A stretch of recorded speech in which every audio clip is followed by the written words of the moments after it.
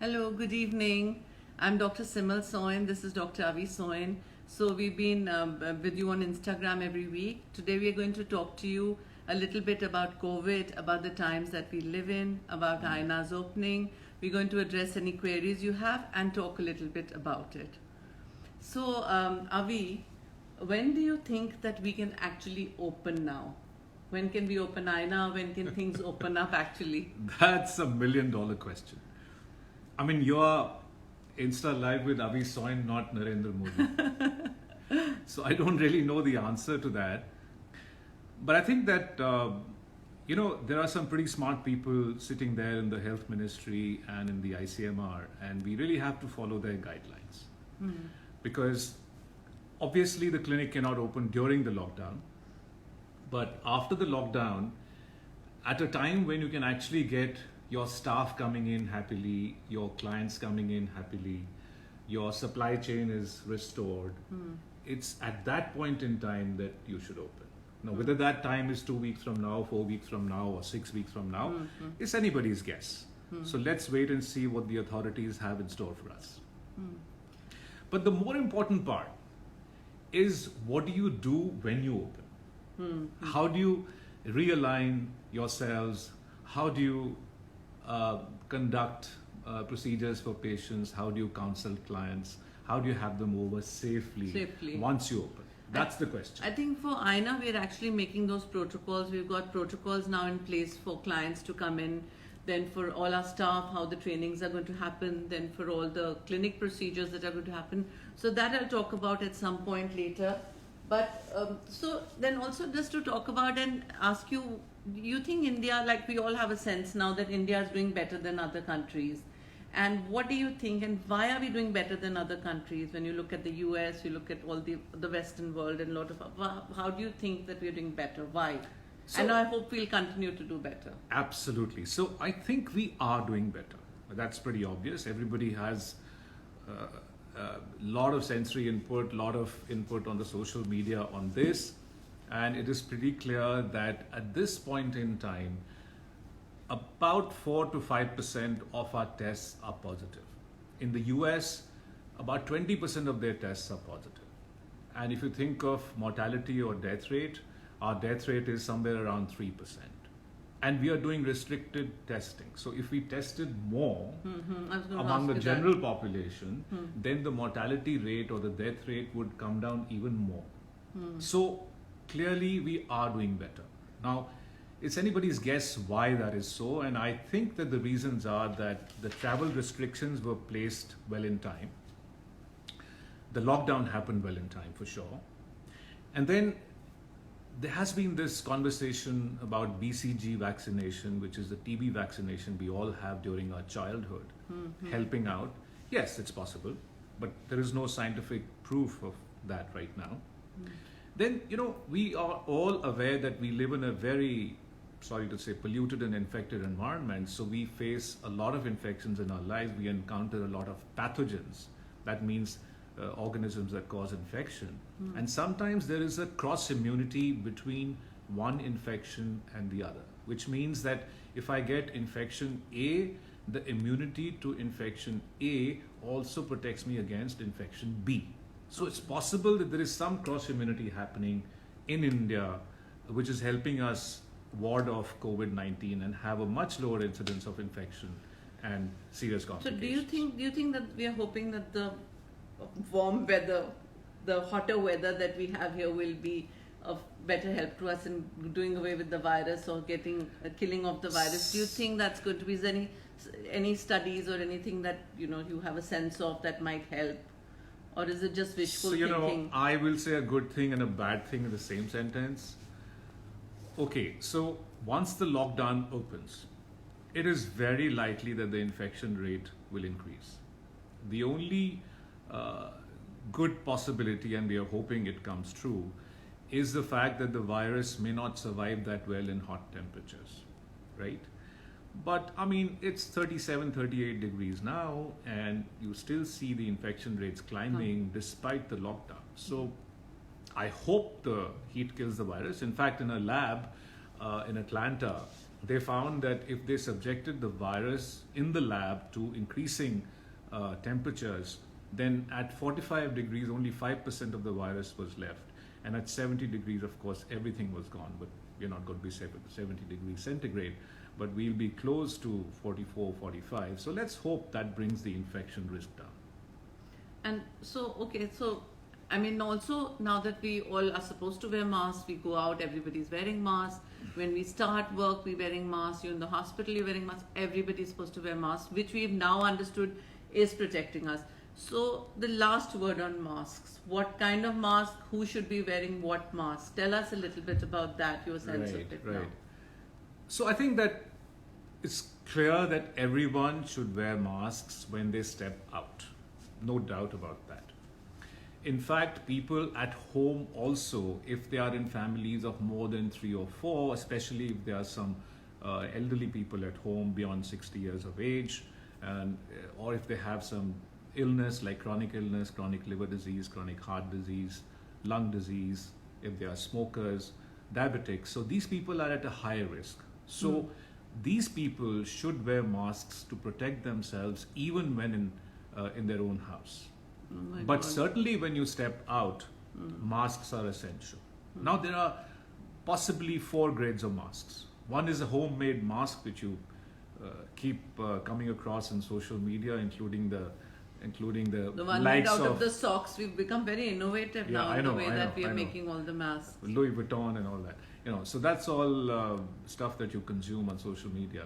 So there is a cloth mask or a homemade mask, which is not as good as a surgical mask. So there is a homemade cloth mask, and there is a 2-ply mask, which means 2 layers. Then there is 3-ply or 3-layer mask, which is a standard surgical mask which we all wear in the hospital when we do surgeries or procedures. And then there is a N95 mask. So if you're stepping out, a 2-ply, or if you don't have it, then a cloth mask is okay. It's not as good as a 3-ply mask, right?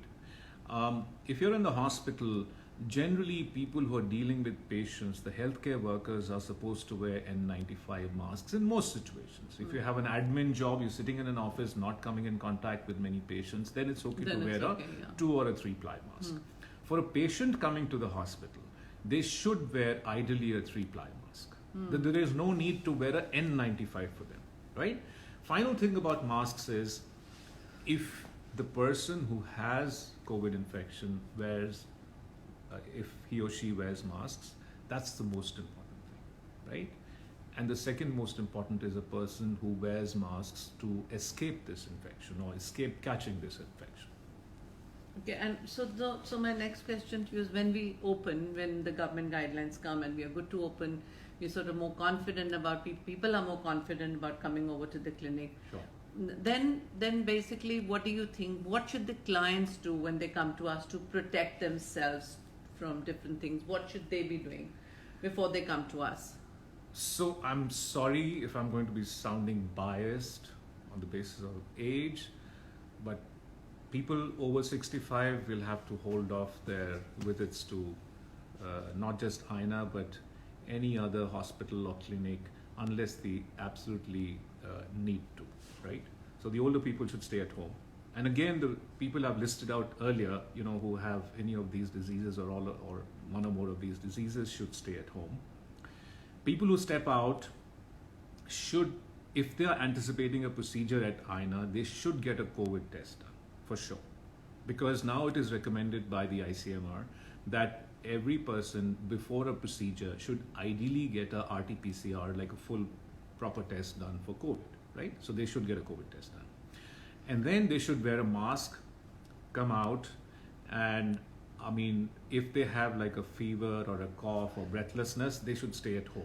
Even if they've been in quarantine, even if they've been in quarantine and they haven't come across anybody else and they're just coming straight to us, then also do you think it's recommended? You know why? Because there are a lot of people there who have the infection who don't know they have it. Oh, okay, because they're asymptomatic carriers, which exactly. Especially younger people. And younger people, have to tell you, one of the symptoms with them is an altered sense of smell, which is and taste, which is going to be a part of the history taking when we actually take the history from people who come to us. So the reason that most hospitals are actually laying these guidelines for people to have COVID testing done prior to procedures is because sometimes you may be asymptomatic but still be carrying COVID infection. In fact, a friend of mine who just recovered in the US from COVID, his wife didn't get tested for COVID, but she had no symptoms at all. And obviously, and she was his care. She was taking care of him all the time. She was taking care of him all the time. All so the she time, has so to have had the infection, but she was asymptomatic. Asymptomatic. Yeah. So it's important to, if you're anticipating a procedure, then you should have a COVID test done before you come to AAYNA or go to any other clinic. Okay, and I should also tell you now that we're talking about when clients come to clinic, we've started all our protocols. We've already started well in advance. So there's going to be protocols for in-clinic, how we're going to do fumigation, sterilization of all the equipment.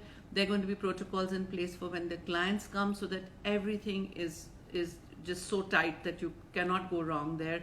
They come in, there's only one entry, one exit. There's a sanitizer. They are taken straight to the rooms where they're changed from their clothes into the disposables. And then once the procedure, and they do not run into any other clients, and social distancing is maintained. Then the other thing we've started doing is we've already started training our staff online so that they get used to the process of social distancing even in their homes. So social distancing with regard to clients, with regard to each other, and then also about how they're going to wear their equipment, like their masks, their gloves, all the disposable things, and how they are going to be dealing with clients, wearing their face shields, not talking too much, and also one therapist to a room. So all of this all the trainings have already started. And you're saying that you're planning mock runs, right? Of course, we'll have mock runs before we actually open. Right. And then the other thing is and for clients, we will be not getting people to walk in. It'll mainly be by appointment after we've taken a history. And again, social distancing will be maintained very strictly. So it's all going to we'll do our best when it comes to making sure that everything is completely safe. And I think you made that point yesterday when we were having that discussion that the pre-procedure consultation will happen online. The pre-procedure, or at least a history taking to understand so that you're aligned with what they're going to come. And we'll have a list of procedures that we feel that they can start with and what they cannot do. So that will all be in place by the time that we open and we come into. So also, Avi, I want to ask you, what is herd immunity? I mean, it's this word we hear about that when you go out, you've got to get herd immunity. So will you just clarify to all of us what herd immunity means? We've all heard about herd immunity, right? It basically means that, now what happens is virus needs a host to infect, to multiply, then it needs another host. That's how the virus kind of spreads around in society and survives over a medium to long term, right? In fact, all the virus infections you know of, like influenza, H1N1, swine flu, or any others, or general viral fevers, they have been present for years and decades because they have passed from host to host. Now, what will happen is, in herd immunity, the concept is that if majority of the population has already contracted this infection and developed a kind of immunity to it, then the numbers will never swell up like they're swelling up now. Because every, 2 in 3 people that the virus encounters, they will not be getting infected, so virus will not multiply, right? Because the virus needs a host. Mm-hmm. So it is estimated that for COVID, 60 to 70% of the population has to be infected and immune to it, and that's what's called herd immunity, and that's when it will cease to be like a pandemic and a societal nuisance. Okay, that's good. So also, what is now? There's so much talk about we're getting vaccines and we have so many treatments. You're doing trials. You're doing some trials yourself now. And so, before you tell us about that, tell me, everybody's rushed to the market when there was this whole talk about HCQS, hydroxychloroquine, which is a drug that we use in dermatology quite often in any case. So, and people have stocked it up, hoping that it's a good preventative thing for everybody to have. It will prevent them from ever getting COVID. So what's your thought on that before you tell us what you think is the latest in the world of vaccines and treatment? Right. Let me talk about the vaccines first. Okay. There are close to 70 prospective candidates for vaccine. That means that just shows what a lot of effort and money is being pumped into this area to get the vaccine sorted out. Because eventually we're going to get over this COVID infection if we have an effective vaccine, right? I know that the NIH, the Gates Foundation, the Tata Trust, they're all pumping in money into vaccines, and rightly so, because in the long term, that's what's going to be the solution. Now, the first vaccine trials have actually started at Oxford and also in the US. Right? Okay. There are a couple of trials that started in Spain and Italy as well, but they had to be stopped. But the trials in Oxford and US have started. Now, trials means that it normally takes about 6 to 9 months for the phase 1, 2, and 3 trials to happen. And after that, the approval comes from the regulatory authority, and then the commercial manufacturing and selling happens. So sadly, it's going to take at least a year, 18 months. But if we are lucky, this time next year, we will have a vaccine. Or that's a while away. worse comes to worse, maybe the season after that. I hope we have it this time next year. Oh. Now, the drugs. HCQ is still not scientifically proven to be effective. ICMR has approved it for healthcare professionals to take as prophylaxis, which means preventative. And FDA has actually approved it as emergency treatment. Mm-hmm. So if you put the two together, you've actually got approval for prophylaxis and for treatment. But if you ask the Puritans, the scientists are not convinced that it is an effective treatment or preventative strategy, because it's not been proven to work in randomized controlled trials. Randomized controlled trials quickly means that you've got a set of patients who receive a particular treatment and another set of patients otherwise matched in every way who do not receive that treatment. And after following up them, these patients for about 6 to 12 months, then you compare what percentage of this group got infection and got better compared to the other group. That's called a randomized controlled trial. So that hasn't happened. It's happening for HCQ, but we haven't had the results out yet. So we can't say. So people sitting at home, people who are paranoid should not be taking HCQ, for sure. Okay? But people who are connected with others who have infection, who are healthcare professionals, generally the wave going around is that you take prophylaxis. Okay. Then sorry to interrupt, but I will tell you a couple of words about other treatments. Oh, yeah, right? of course, yeah. So this virus does two things. Once it infects a human being, it obviously causes damage because of the viral effect, or that's called cytopathic effect. It also causes the activation of one's immune system, that's called hyperimmunity. So the damage is by the virus itself and also by hyperimmunity. So you have to find an antiviral drug and something that counteracts the hyperimmunity. Immune response. So the hyperimmunity story, there are 2 or 3 candidates for successful treatment of the hyperimmunity syndrome that happens in COVID, and I'm leading a national trial that's going to test one of them. I can't reveal any more at this stage. But there's a question of, that is plasma therapy a possible treatment? So they're talking a lot about plasma therapy now. Okay, so plasma therapy. What's plasma therapy? Plasma therapy is simply taking that portion of blood called plasma, donation from a patient who's recovered at least 2 weeks previously, and they have protective antibodies in the plasma. So when you give plasma of a recovered patient who's immune to the infection to a patient who's got severe COVID infection, the chances are good that they will recover from it. This has been successful anecdotally pretty much everywhere in the world, like US, Spain, Italy, UK, India. So we have some cases in India that are being treated with plasma therapy. So, it's not a cure. It's just a fallback treatment for somebody who gets a severe COVID infection. You infuse plasma and they probably will get better. A little bit like gold in that. It is in the haystack. Very precious, yes. Yeah. And I'm going to ask something.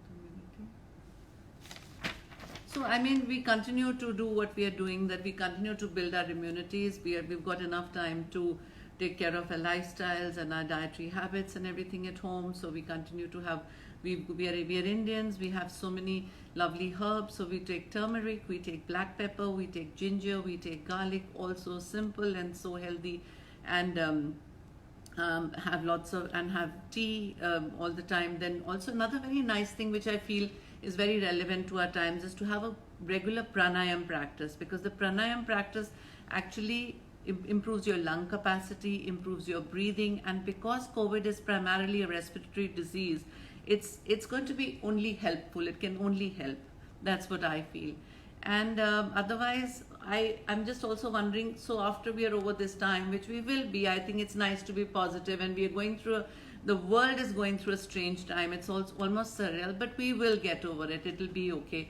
What is the new normal going to be, at least for the next 1 or 2 years? What will we be doing, you think? How do you foresee? Will our old life be back? What will it be like? So the new normal will be different for everyone from what they are used to, obviously, but it won't be the same for everyone. So it depends on what my lifestyle is or was, what your lifestyle was, and what it will be. But certainly, no parties of a large number of people, not much travel, and definitely avoid physical contact when you can. So social distancing. No hugging.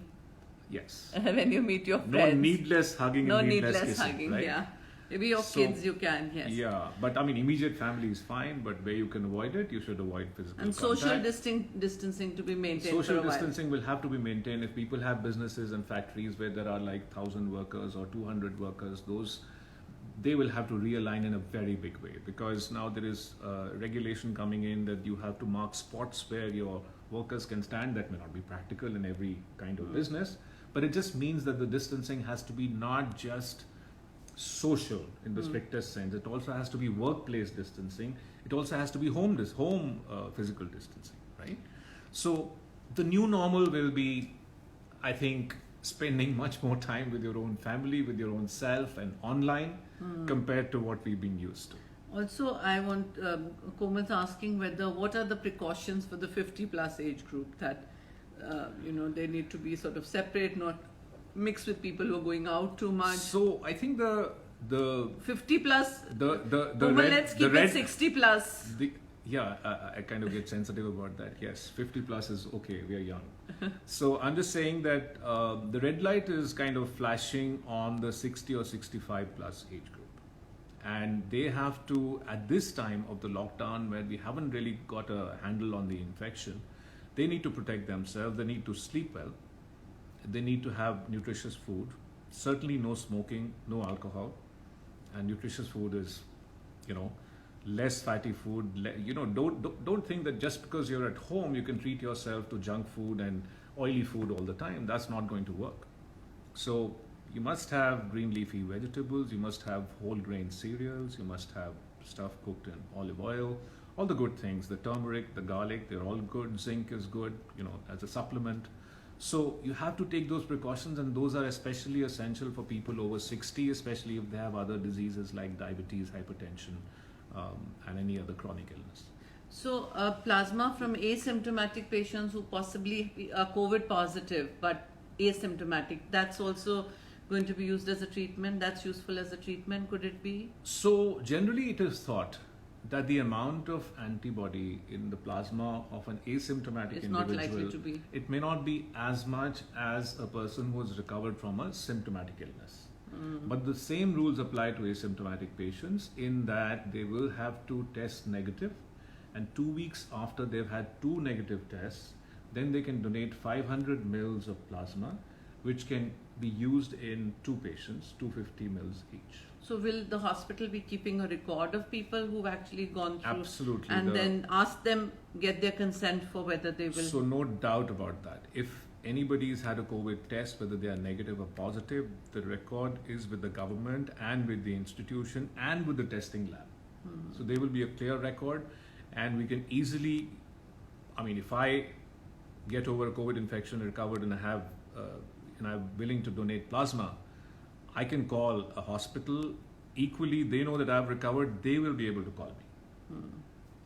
And there's another question. One is that should you avoid non-veg or chicken? I don't think Dr. Soin is the right person to answer So I that have because he I have has a it. conflict of interest there. Because he. I'm not avoiding non-vegetarian food, but So it's all but right. there is a thought that you should, but I'm not abiding by it, and I'm not commenting on it. And another question, that can one get coronavirus twice, or does one develop immunity to it? We don't know that, to be honest with you, but So, yes, you can get coronavirus twice, but so far in the world, whoever's got it the second time, they've had a very Very mild. mild or asymptomatic infection. They don't get sick or ill with it. anyway, I don't think there are any more questions, and it's been fairly informative. So thank you all. Look forward to seeing you again very soon. All the best. Stay safe, stay healthy, keep your immunity up. Bye-bye. It's nice. It's been nice chatting with you, Simal, and with everyone. And Bye-bye. there's another question. What is advisable for people over 70? Should they not be moving out at all until the vaccine is available? I think Preferably I not, think the yes. over 70s have to be extra careful, no doubt about that. They can't be fixed and rigid rules, but you have to be much more careful. Much than the more younger lot. careful, yeah. Thank you. Bye-bye. Okay, bye.